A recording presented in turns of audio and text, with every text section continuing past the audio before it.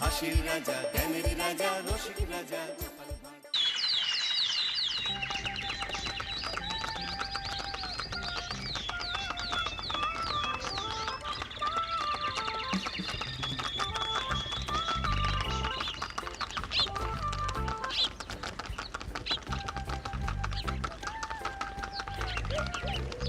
অনেক দিন পর বেশ লাগছে বন ভ্রমণ। মাঝে মাঝে কাজের ফাঁকে এইসব জায়গায় এলে মন খুব ভালো লাগে। শুদ্ধ বাতাস, মাটির সোনা গন্ধ, পাখির কলতান, আহা।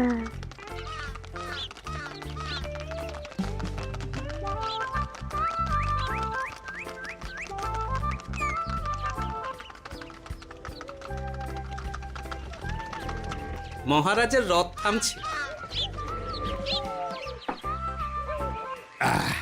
আমরা এইখানে বসে আজ রাজকার্য পরিচালনা করব। মন্ত্রী, তুমি ঝটপট এখানে বসার বন্দোবস্ত করে দাও। আমি এক্ষুনি ব্যবস্থা করে দিচ্ছি মহারাজ। এই এখানেই আমাদের বসার জন্য ছাউনি করে দাও। এক্ষুনি করে দিচ্ছি মন্ত্রী মশাই। এরা বসার জায়গাটা করে দিক, ততক্ষণ আমরা একটু হেঁটে আসি।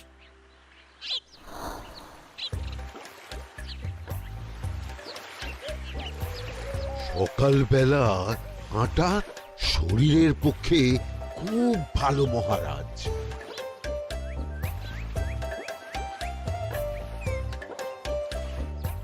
আগেকার দিনে রাজা মহারাজরা এই সব বনে মৃগয়া করতে আসতেন। মৃগয়া একদম ভালো নয় মন্ত্রী।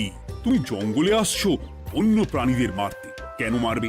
ওরা তো তোমার কোনো ক্ষতি করেনি। না, তা করেনি, কিন্তু তখন ওটা রাজা মহারাজাদের খেলা ছিল। শুনেছি আপনার প্রপিতামহ খুব ভালো বাঘ শিকার করতেন, অনেক বাঘ মেরেছেন। মন্ত্রী, তুমি একটা কথা হয়তো জানো না। আমার প্রপিতামহ শিকার করতেন, কিন্তু কোনো স্বাভাবিক জানোয়ারকে নয়। যে বাঘ মানুষ খেকো হয়ে প্রজাদের ক্ষতি করত, আমার প্রপিতামহ সেই সমস্ত বাঘদেরই মারতেন। এছাড়া উনি বন্য প্রাণী সংরক্ষণ করতে বড়ই ভালোবাসতেন।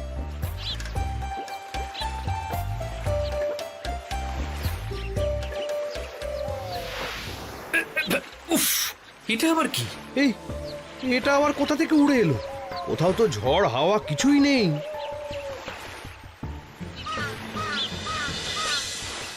একটা ধাঁধা মহারাজ, এই কাগজে লেখা। ধাঁধা? পড়ো দেখি। জোয়ার ভাটা প্রভুর খেলা, ভাটা হবে হলে বেলা। ভাটা হলেই দেখা যাবে লাল রঙের এক পাথর পাবে। নদীর ধারে গর্ত করে যত্নে সাজাই কলস ভরে। হেথায় হোথায় ছড়িয়ে যাহা, অন্ধকারে জলে তাহা। ঢুকলে চক্ষু ঝলসে যাবে, হাতের কাছে ঘন্টা পাবে। ঠিক ঘন্টা বাজলে পরে পড়বে ঝরে থরে থরে। ঘন্টা যদি হয় ভুল, যেন তুমি হারাবে কুল। ঠিক ঘন্টা চিনতে হলে নকশা দেখো চক্ষু খুলে। সিন্দুক দেওয়ালে হাত দাও, আসল ঘটনা জেনে নাও। ওরে বাবা, খুব দীর্ঘ ধাঁধা। তা মন্ত্রী, তুমি কিছু বুঝলে? এটা একটা গুপ্তধনের নকশা। এর মধ্যে গুপ্তধন কোথায় আছে তার একটা ধারণা দেওয়া আছে। গুপ্তধন? ওটা আমাকে পেতেই হবে, পেতেই হবে। দেখি দেখি, একবার কাগজটা দাও। গোপাল, কাগজটা আগে আমার হাতে দাও, দেখি ভালো করে। এখন নদীতে জোয়ার চলছে গোপাল। একটু পরেই ভাটা শুরু হবে। হ্যাঁ, ভাটা না হলে কিচ্ছু বোঝা যাবে না। এখানে স্পষ্ট লেখা আছে, ভাটা হলেই দেখা যাবে লাল রঙের এক পাথর পাবে। তার মানে আমাদের ভাটা হওয়া পর্যন্ত অপেক্ষা করতে হবে। না, সময় নষ্ট না করে ধাঁধাটার সমাধান করতে শুরু করি।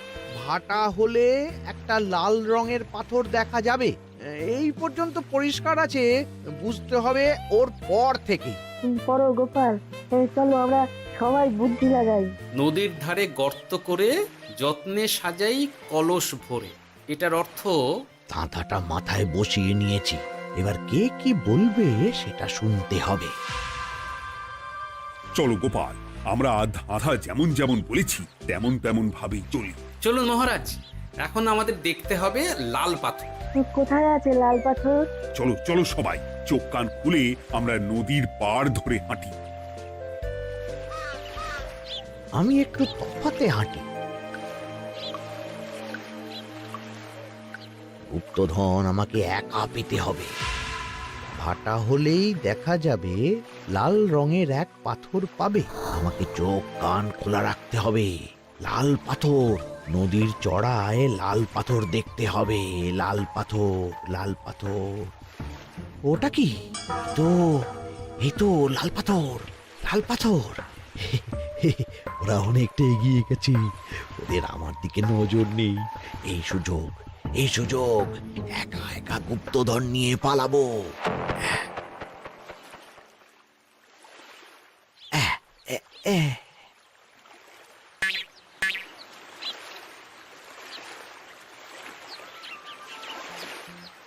কি গো, আমরা তো হেঁটেই চলেছি, লাল পাথর তো কই দেখতে পাচ্ছি না। আরেকটু হাঁটতে হবে মহারাজ, গুপ্তধন বলে কথা, ওকে আর সহজে ধরা দেয়? সেটা অবশ্য সঠিক কথা। আচ্ছা, আমরা সবাই তো আসছি হেঁটে হেঁটে, মন্ত্রী মশাই গেলেন কোথায়? ও কি যে ঘটে! সত্যি তো, মন্ত্রী কোথায়? ও সেনাপতি, মন্ত্রীকে দেখেছো? কই না তো মহারাজ। তাহলে কোথায় গেলেন মন্ত্রী মশাই? এই জঙ্গলে বাঘ ভাল্লুক আছে, শেষে কিনা বাঘে নিল। হায় হায় হায়, মন্ত্রী গিন্নির কাছে আমি কি মুখ দেখাবো? হুম, বাঘ ভাল্লুকের পেটে যাবার লোক তো মন্ত্রী মশাই নন। ও গোপাল, কি ভাবছো? কিছু তো একটা বলো। এখন আমাদের মন্ত্রী মশাইকেই খুঁজতে হবে। তবে মন্ত্রী মশাই বাঘ ভাল্লুকের পেটে যায়নি। তুমি নিশ্চিত হচ্ছ কি করে? অত পেঁচালো মানুষকে বাঘ ভাল্লুক গন্ধ শুকেই ছেড়ে দেবে, হজম করতে পারবে না। না না না, এখন রসিকতা করার সময় নয়, আমাদের মন্ত্রীকে খুঁজে বার করতেই হবে। কোথায় গেল মন্ত্রী? চলো চলো, গুপ্তধন মাথায় থাক, চলো মন্ত্রীকে খুঁজি। আহ, মন্ত্রী কোথায় গেল কে জানে। একবার পুরো ধাঁধাটা ঝালিয়ে নি। ভাটা হলেই দেখা যাবে লাল রঙের এক পাথর পাবে। ভাটা হয়েছে, লাল রঙের পাথরের মাথায় চাপ দিয়ে গুহার মুখও খুলেছি। এবার এবার নদীর ধারে গর্ত করে যত্নে সাজাই কলস ভরে। এটাই তো ঠিক বুঝতে পারছি না।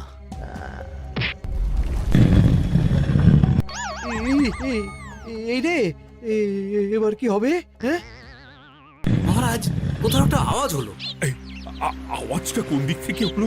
চলুন সামনে এগিয়ে যাই। আমার মনে হয় আওয়াজটা সামনের দিক থেকে এলো। আমারও তাই মনে হলো। তবে কি মন্ত্রী মশাই লাল পাথরের হদিশ পেয়ে গেছেন?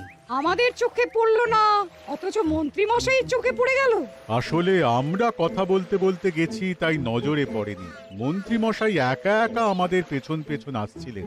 উনি ইচ্ছে করেই আমাদের পেছনে পেছনে আসছিলেন। নিজে একা গুপ্তধন নিয়ে যেতে চেয়েছিলেন, এখন কোথায় আছেন কে জানে।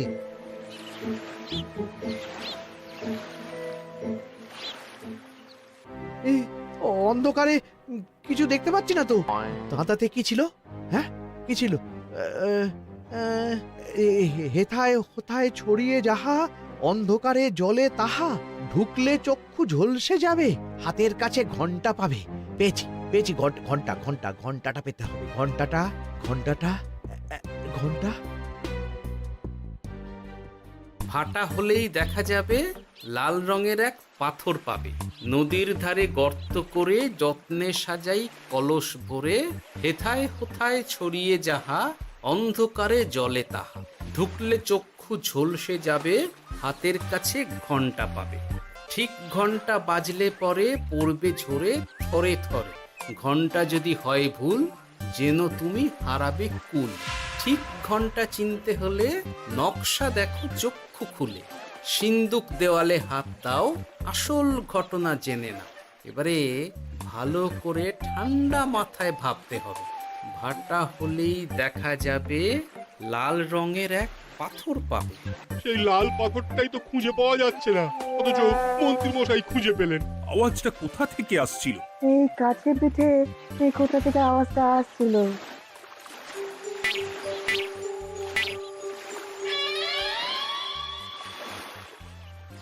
এই তো, এটাই মনে হয় সেই লাল পাথর। একটু নাড়িয়ে চাড়িয়ে দেখি তো কিছু হয় কিনা।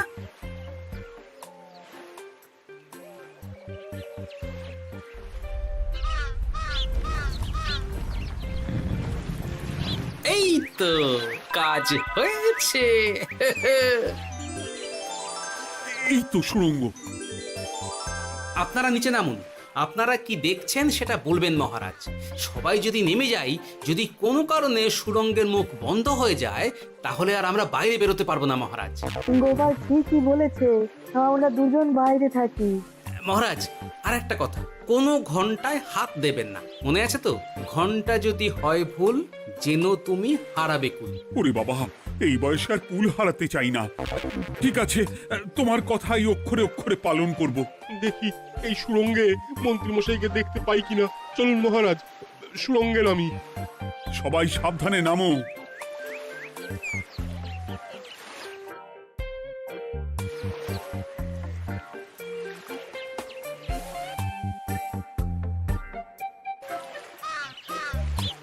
মহারাজ, ওখানে কি কি দেখতে পাচ্ছেন? ওখানে কি মন্ত্রী মশাই আছেন? না গোপাল, মন্ত্রীকে এখনো দেখতে পাইনি। শুধু আমি এখানে অজস্র পাথর দেখতে পাচ্ছি। পাথরে পাথরে ছয় লাভ, ছোট বড় অজস্র। পাথরগুলো বড় অদ্ভুত, কিরকম কিরকম মানুষ মানুষ গড়ন। লম্বা বেঁটে হরেক রকম। মানুষ মানুষ গরম, সেটা কি রকম? আর কিছু? কোনো কলসি কি দেখতে পাচ্ছেন? কলসি তো দেখতে পাচ্ছি না।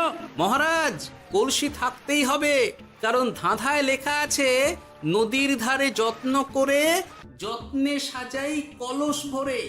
গর্তটা আসলে হলো সুড়ঙ্গ, কিন্তু কলস।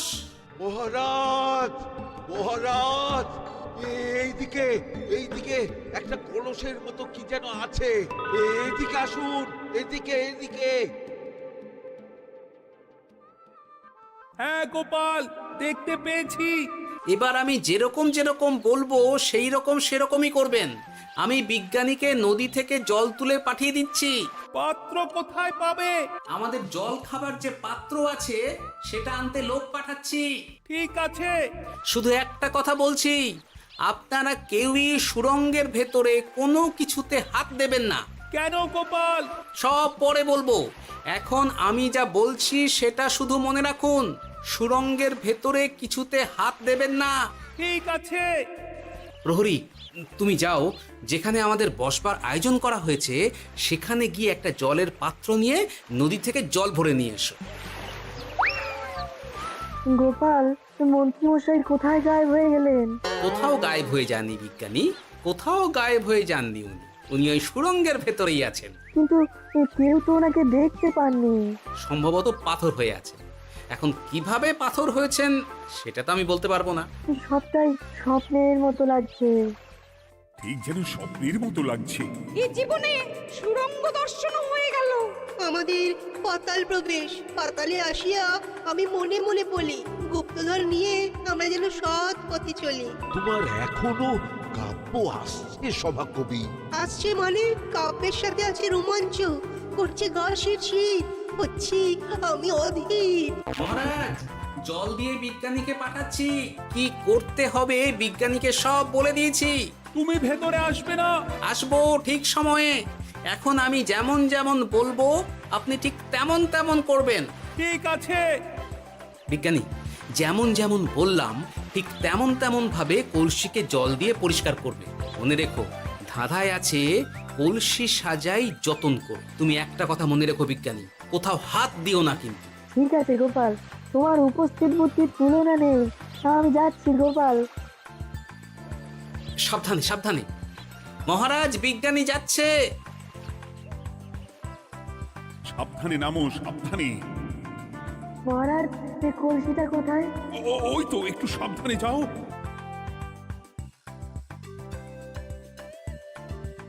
বিজ্ঞানী, কলসির দেখা পেয়েছো? পেয়েছি পেয়েছি পেয়েছি। এবারে কলসিটাকে ভালো করে জল দিয়ে ধুয়ে দাও।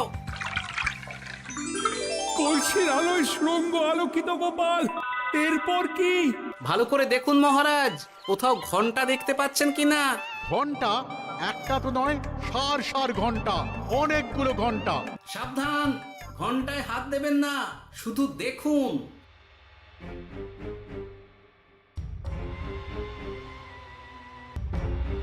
মহারাজ, আমরা গুপ্তধনের খুব কাছে চলে এসেছি। তাই নাকি? কি মজা কি মজা, এবার খাবো ক্ষীরের গজা। আহ সভা কবি, চুপ করো। এখনো আমরা গুপ্তধন পাইনি। বাবার মুখে দাঁড়িয়ে সবগুলো তারা আঁকা। বিজ্ঞানী, কোনো ঘন্টায় চাঁদের নকশা করা আছে কি? একটু দেখে বলো না। আমি আতস কাজ নিয়েই দেখছি, সব ঘন্টাতেই তারা আঁকা। খবরদার, কোনো ঘন্টাকেই ছোঁবে না। ঠিক আছে, কোনো কিছু না ছুঁয়ে আমি দেখছি। পেয়েছি গোপাল, চাঁদ আঁকার ঘন্টা পেয়েছি। ওই ঘন্টাটা বাজাও, বাজাও।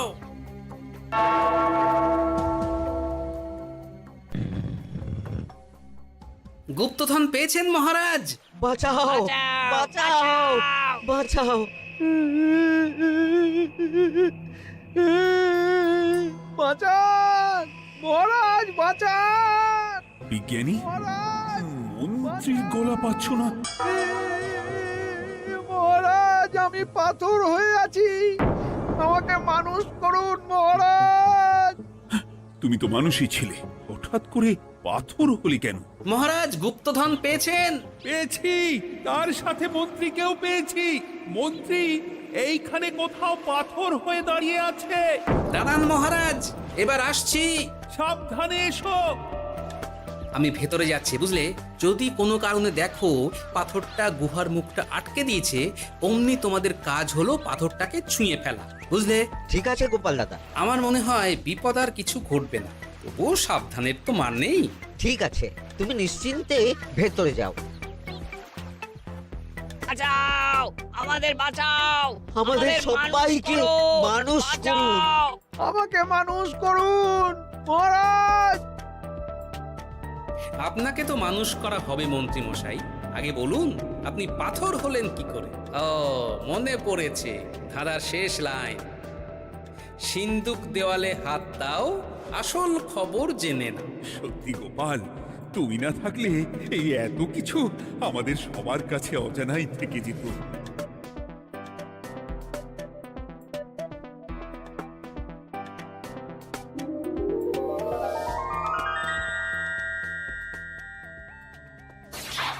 ধন্যবাদ আমাকে মুক্ত করার জন্য। আপনি কে? আমি যক্ষ। আমাকে এই ধন সম্পত্তি পাহারা দেওয়ার জন্য এক ডাকাত দলের সর্দার যক্ষ করে রেখেছিল। আমি 100 বছর ধরে এইখানে যক্ষ হয়ে আছি। আমি তোমার জন্য মুক্ত হলাম গোপাল। এই সম্পত্তি তোমার গোপাল। সম্পত্তি নিয়ে আমি কি করব? আমি এই সব সম্পত্তি মহারাজকে দান করলাম, রাজ্যের অনেক কাজ হবে। তুমি ধন্য গোপাল, তুমি ধন্য। এবার আমার যাবার সময় এসেছে, আমাকে যেতে হবে। যাবার আগে এই পাথরগুলোকে মানুষ করে যান। এরা সব লোভী। আমি আমার সীমিত ক্ষমতায় এই গুপ্তধনের ধাঁধাকে এখানে যারাই ভ্রমণ করতে আসে তাদের হাতে তুলে দিই, কিন্তু কেউ এই ধাঁধার সমাধান করতে পারে না। সবার মনে লোভ কাজ করে, এই লোভ এদেরকে পাথর করে রেখেছে। পাথর হলো কি করে?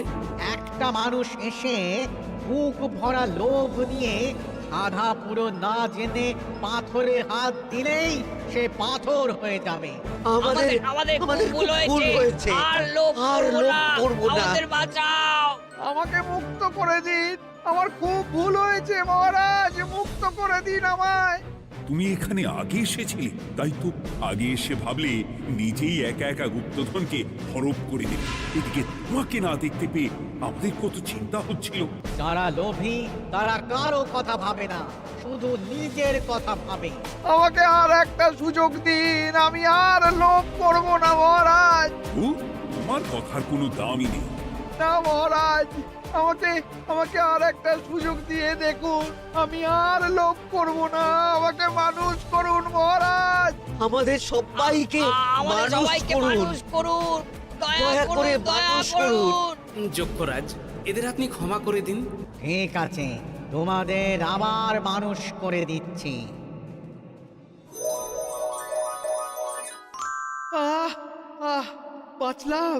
বাঁচলাম।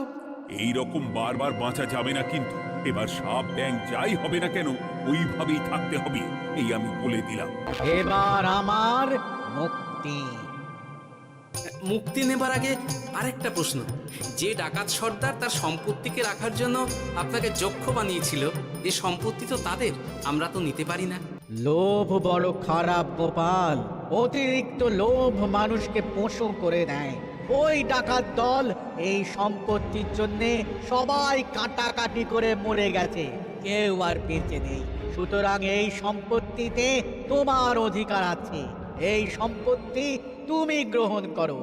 নিলাম আমি, কিন্তু এই সম্পত্তি মহারাজকে আমি দান করলাম। ডাকাত দল জনগণের সম্পদকে লুঠেই তো সম্পত্তি বানিয়েছে, তাই আমি জনগণের কাজে লাগবার জন্যই এই সম্পত্তি মহারাজকে দিলাম। গোপাল, তোমার জয় হোক। এবার তাহলে আমি যাই, তোমরা সবাই সুখে থেকো আর ভালো থেকো। গোপাল, তোমার তুলনা হয় না। তোমার ঋণ আমি কোনোদিন শোধ করতে পারবো না। তুমি কৃষ্ণনগরের জন্য যা করলে তা ইতিহাসে লেখা থাকবে। না মহারাজ, আমি এমন কিছু করিনি, এই কাজ সবাই করবে। জয় গোপালের জয়, জয় গোপালের জয়, জয় কৃষ্ণনগরের জয়।